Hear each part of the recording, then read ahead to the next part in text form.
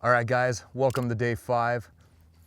Today we're gonna focus on some higher positional shooting from field conditions that we might experience during hunting season. I just built a position off my tripod, got a coyote target at 520 yards, and I just did single tripod, no rear support, and hit the target. My recoil management was pretty poor, to be honest. I don't think I had a great shoulder to rifle connection. So let's dive into this. We're gonna work on some of the details with how we build our position and how we manage our recoil from those positions.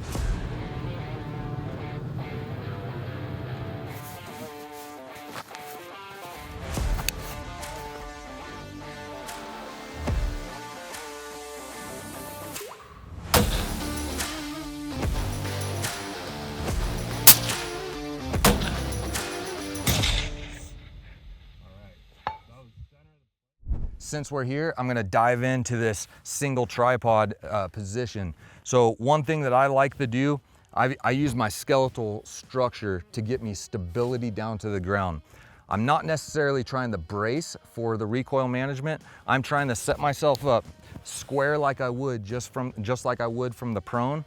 But for the stability, I like to rely on having my heel flat on the ground, having this leg bone straight up in the air. I will then cradle my arm around that leg. The far side leg is laying flat on the ground, and that's giving me lateral stability.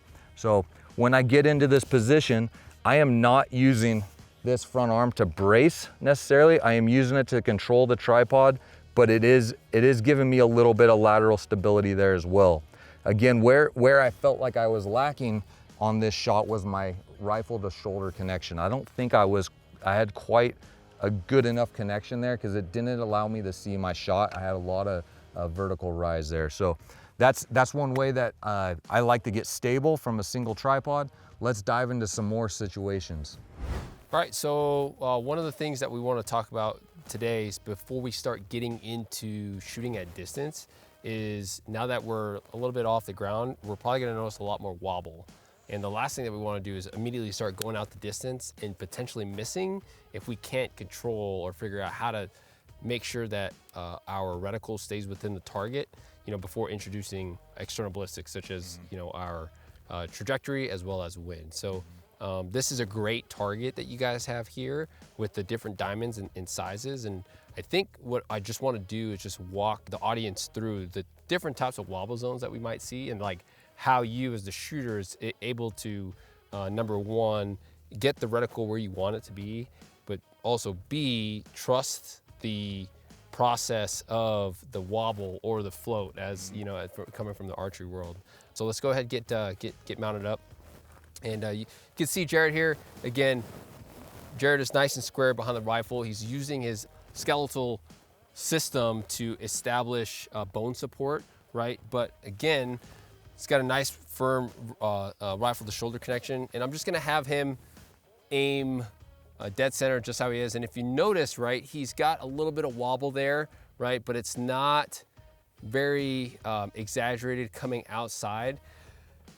Now, I realize a lot of shooters might not be able to get to this point, and this is why those other diamonds are nice and big, so that you have the ability, if you're not able to get your wobble zone that tight as Jared has it, you're able to push that wobble zone in that bigger diamond, because realistically that's about a 2-inch diamond. And what we don't want you to do is aim small, miss small too soon, because you hear that all the time, aim small, miss small. But what happens is, especially as new shooters, you start to build this habit of trying to time your shot, and we want to avoid that, right? So what I'm gonna have Jared do is go ahead just for now, dry fire inside of those bigger diamonds. And what you're gonna notice, go ahead and close your bolt. What you're gonna notice is Jared's gonna go through his breathing cycle, and he's gonna let that reticle just float in there, and he's gonna press the trigger, right? Knowing the confidence that that bullet's gonna go exactly where that reticle is landing inside that diamond. And that's the biggest thing we want to keep in mind throughout as you see today, is there's gonna be some float there, unless we get 2 points of contact, which we'll get to later in the video. But let's go ahead and go through some live fire shots, and then we'll talk about 2 different types of horizontal and vertical wobbles that shooters can fix. So let's see what this position looks like with a couple live fire shots.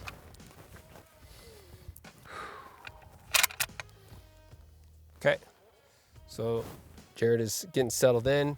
He's got a nice extended support arm here, establishing that bone support. He's letting that reticle just float in there, applying pressure, and it goes off. All right, so biggest thing here too is paying attention to recoil management. We could tell that his recoil management was not that good there, but his bullet, if you see on the trigger cam there, his bullet is right where he wants it to be, within the side of that diamond. And so what I'm gonna cue Jared to do to be able to get a little bit better on that recoil management is I'm gonna have him apply forward and downward pressure with his support hand and a little bit more rearward pressure with that firing hand, all right? So again, because we're in a direct clip in, as you see right here, the tripod's gonna wanna move with the rifle under recoil, right? So to avoid so much hop, I'm gonna cue him to put a little bit more downward pressure of his body weight into the tripod to prevent it from hopping, but he's also gonna pull that rifle into him so we can have a straight back track with that rifle. So let's go ahead. Nice and easy, reticles floating, easy pressure.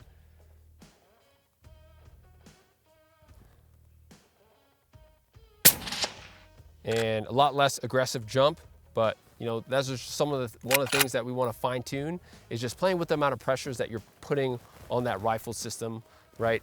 Obviously at 100 yards, you know, your time of flight is so quick, but assuming that we're shooting at distance, your time of flight is going to be a lot longer, so it'd give you a little bit longer to recover from recoil. But if you notice, both those shots are within that second diamond there, which is where we want it. Now let's talk about just some tendencies that shooters might have, especially if they see very aggressive left and right wobble. So what I'm gonna cue Jared to do is kind of throw his body off at an angle, right? And so what you'll notice is he's shifted his hips slightly off to the right of the target.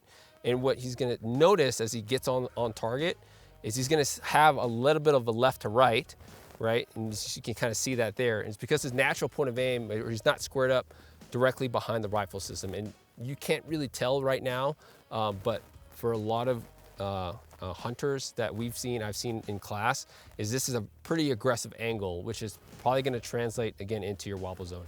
So again, to clean that up, all we gotta do is make sure that we square our lower base or our body position, as Jared's doing right here, to the target, and it's really gonna clean up that horizontal wobble. Right, and you can see his reticles nice and solid there. And the last thing I'm gonna cue him to do is to go ahead and get to a double knee. Okay. And I want you to sit your hips back, and I want you to really lean into the system, right? So what he's doing here, you see this obviously common a lot, is his center of gravity now shifts forward, and now his body weight, or his body, is really relying on the back of that buttock on the tripod to keep his body upright. So what you're gonna see now is a lot more vertical wobble, right? Because now his center of gravity is misbalanced because he's wanting to drive a lot of that weight forward. So if you can, we want to try to find a happy balance of bringing that weight or your center of gravity below your legs, right? And keep your body upright. But we don't want to be too vertical because we still need to be able to manage recoil, but that it's going to potentially help out with that vertical wobble there. And again, you can see it clean up there. He's got a nice reticle wobble within even that inner diamond. So again, two things that if you see aggressively in your reticle wobble, those are just indications of how we can clean up our natural point of aim or our body position with what our reticle is telling us. Awesome, man. That's great. Cool. So let's go out to distance. Sounds good. All right, guys. So one of the very first positions that we'll cover is just a typical glassing or seated position that, you know, if you're in the field and you're glassing and you now have opportunity to shoot, right? This is a very simple setup. So I'm glassing, and what's nice about these system, especially with modern technology of the ARCA, I can just quickly detach my binos or my laser rangefinder and quickly go to my rifle setup. And now, if you notice, in a seated position here, relatively comfortable, right? And before I bring in my pack or any kind of support gear, I want to try to build my position the best that I can without the aid of it, because a lot of times what shooters will do is try to bring in the gear too early and fight their gear. So we want to avoid that by just building our position as best that we can. And I'm going to be shooting at this coyote at 525 yards. And you can see, even with this position, I've got some pretty good wobble zone or good stability, right? But in a very sustained position, especially if I've got time, if I'm waiting for that animal to present itself or just give me a better opportunity to shoot, I'm gonna fortify or just build up my position. So in that case, I'm gonna take my pack that I have with me and I'm gonna fill in this negative space that I have, especially if you're not able to get as low as I am, right? Because your body mechanics really play into your mobility and your flexibility. So if you're a little higher, use your pack to fill in some of that negative space. So I'm gonna bring it immediately underneath my firing arm. And now you can really see the difference of my stability even beforehand. Tighten up, okay? Now there's two options to place our support hand here. I can reach up and grab the anvil 30 or the ball head, as Jared has done a couple times earlier in the video, or I can reach back and I can grab and grab the buttstock. And what I found is they're gonna give me two different recoil impulses, but also two different stabilities. So if I want good stability, I'm actually gonna reach back and grab and pinch this bag back here, really, because it tightens up. But I know that my recoil management might suffer. So let's go ahead and see what this looks like. I'm gonna go ahead and pinch this rear back here and apply pressure back. All right, so bad recoil management, I came completely off and I did hit my target, but I wasn't able to see anything, okay? So now I'm going to change my support arm placement, put it here on the actual ball head. Sure, I gave up a little bit of stability, but I know because of this, I'm gonna gain a little bit better recoil management.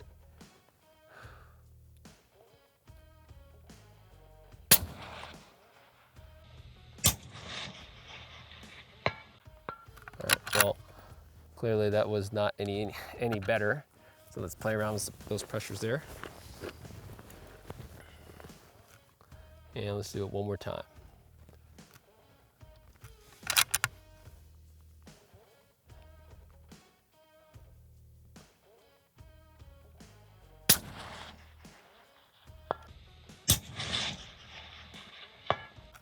All right, hit all 3 times. Still not the greatest recoil management. I would say that is probably going to be the most important thing when I'm shooting, in the case that, again, I want to be able to see where my bullets are affecting downrange and where it's actually hitting. So in the case that I need to deliver a follow-up shot, in the case that it doesn't go down or my target doesn't go down the first time. So again, biggest thing, key points here is find your position first and then bring in the bag for better stability so that you're not fighting against your gear. Another position as far as getting a steady shooting platform when you're out hunting is using 2 tripods. So if you have a tripod and you're hunting with a buddy and he has a tripod, essentially we can build modified prone from a sitting or even kneeling, potentially low standing position. Obviously the closer to the ground the better, but you could have your spotter try to utilize this tripod. Usually in the recoil, this will move a little bit. So I would recommend, if your partner is wanting to try to spot your shot or your impact, to pull their binos off of it, but you could try it this way. Something worth trying at the range and just feeling it out. But yeah, just basically set up the front tripod. I do kind of like to kick this leg out into the hill just to give me a little wider base, and I did sort of the same thing with this one. It also gives me a little wider angle so it can come across my body. We're gonna jump on the gun. We got a diamond out there at 625. We'll just basically make sure we are following all those fundamentals that we've been talking about. Get behind the gun square. We'll use this rear tripod to get the back of the gun steady, make sure everything's level, and we'll send one. And typically in the front here on the tripod, I'll get roughly close to where I want to be, and I'll sort of lock it in below my target. Usually the weight of the gun will kick the barrel up just a little bit, and then you kind of want to pick up or drag this other tripod in here And right there, you can see my bino harness is hitting it, so I need to change this angle just a little bit. There we go. Make sure we're square to the rifle.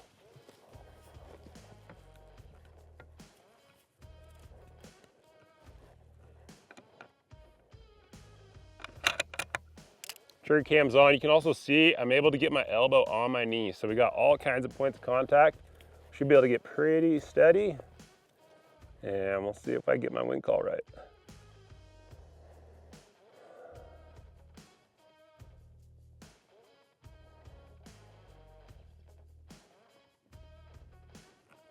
All right, so I was kind of a little wobbly there when I was settling, so we'll just keep working through it.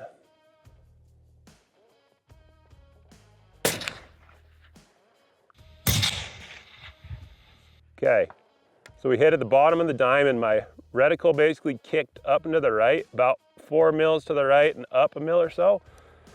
So I was obviously imparting some downward and maybe left pressure. I mean, this leg is slanting this way. We'll just kind of reset up on the gun. We'll shoot again, see if we can get it to be a little bit better.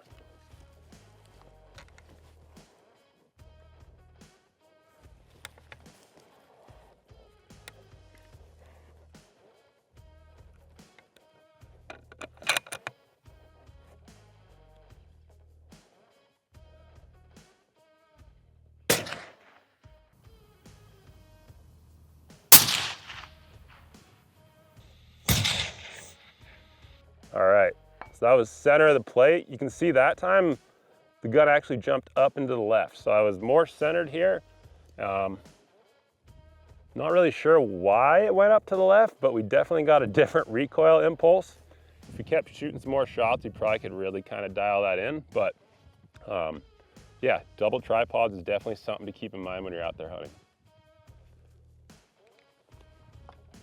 So another common position that you might find yourself in the field is needing to support your rifle off of a rock, a log, any type of obstacle that requires you to get a little bit of elevation or clear some type of vegetation. So what's nice about natural terrain is that it's usually pretty solid. That allows you to kind of load your body weight into it. And so I've got some rocks here, and that's what I'm gonna do exactly, is I'm gonna load my body weight into it.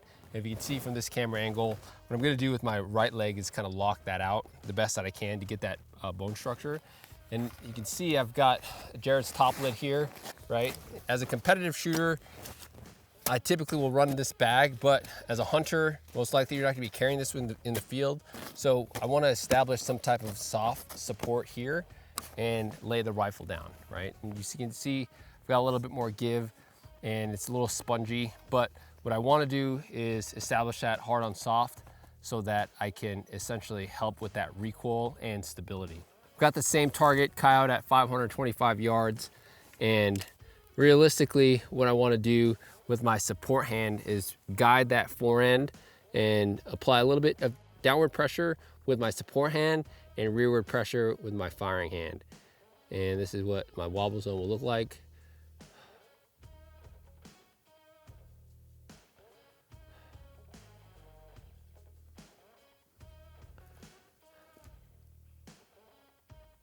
So it's not perfect, but I'm gonna try to do the best I can to fix it, just get it, make it a little better. Maybe drive a little bit more of my body weight into this rock here.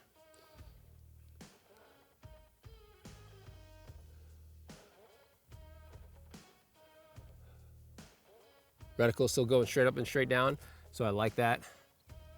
And I'm gonna go ahead and crack one off.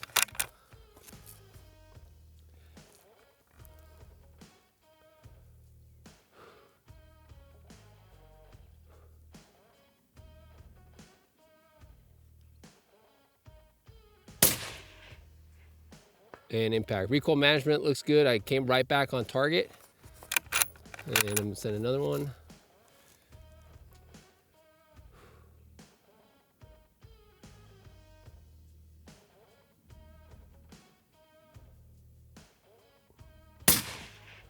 Impact. Recoil management still allowed me to come right back, okay?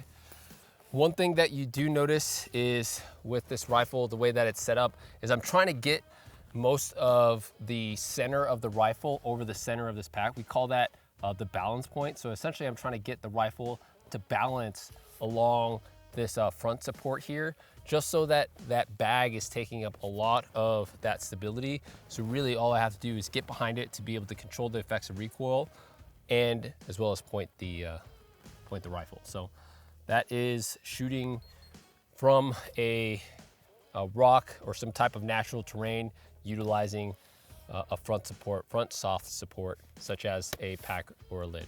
Another thing that you could use is a stuff sack full of, maybe extra clothes or warming layers. All right, guys, another position that we want to show you. If you can't get high enough by putting a bag over a rock or a log or something, you could always extend your bipods, do bipod front off of an obstacle with tripod rear. I want to caution you, if you're on a slippery surface like a log that's got all of its bark that's fallen off of it, they could be pretty slippery. So under recoil, those bipods could slip off of it. So just be cautious there. Now this position, you still want to build a solid base with your skeletal system to the ground. And then we're going to use the tripod rear to give us some extra stability. Now on this, I want to be very careful to not leave too much of a gap or anything between the rifle and myself. I want to make sure I've got some forward pressure, but I'm really, in my trigger finger, I'm putting that direct rearward pressure into my shoulder to help me stay connected to the rifle so I can manage that recoil well.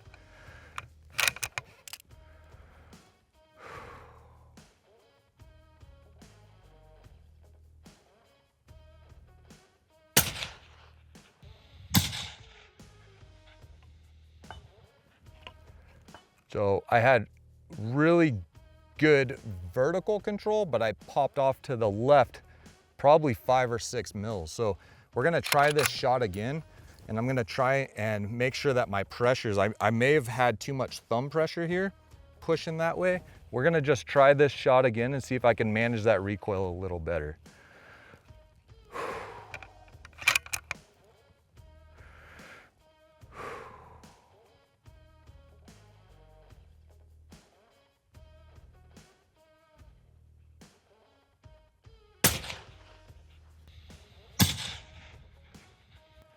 Even worse that time. I'm not quite sure what I did there.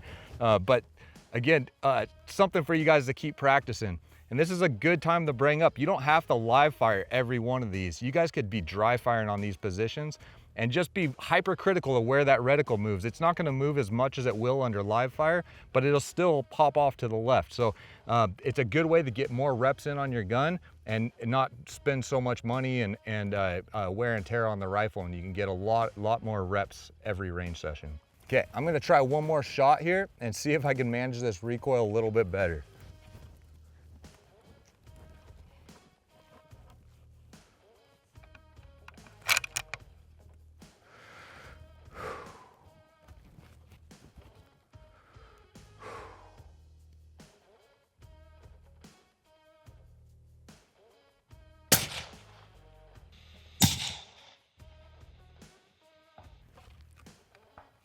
Little bit better, but not much. It's still popping to the left, and I'm not sure, sometimes with the tripod legs or with the bipod legs, I've got a little bit slope and it could be falling downhill every shot, which I'm seeing that one leg dig into the rock. So yeah, it's something I need to work on here, this position. I'm not dialed in on it, and I'm gonna keep practicing.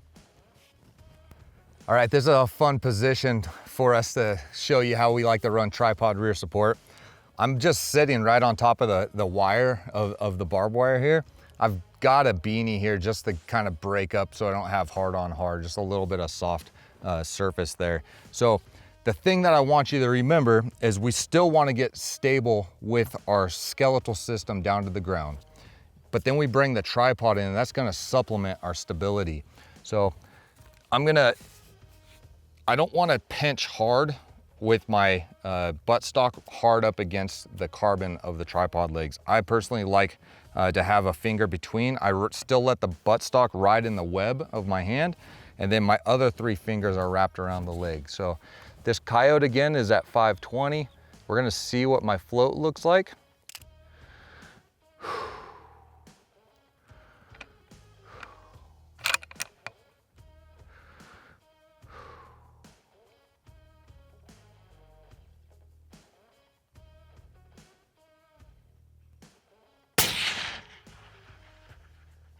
Oh yeah, I missed really good and did not see it. So that was a pretty tough position. I had some horizontal wobble and some vertical wobble.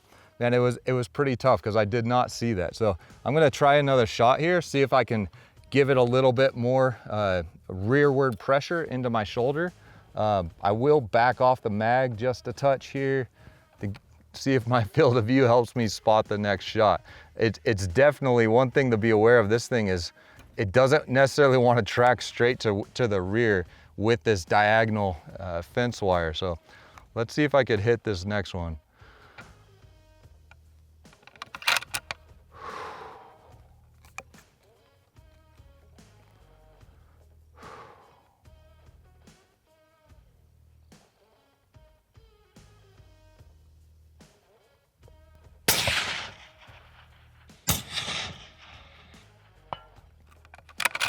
Not great recoil management. It came pretty straight back, but I had a lot of hop. If we had a better, more solid front support there, maybe off a rock with a bag or a backpack or something, it would be a lot better. I don't think I could get as stable as I was without this rear support though, with the tripod in there. It definitely helped me get stable and break a clean shot with the wobble. It was almost the width of the coyote was my wobble, but I got it 1 out of 2 times, which I feel okay about. Well, that was an awesome training session.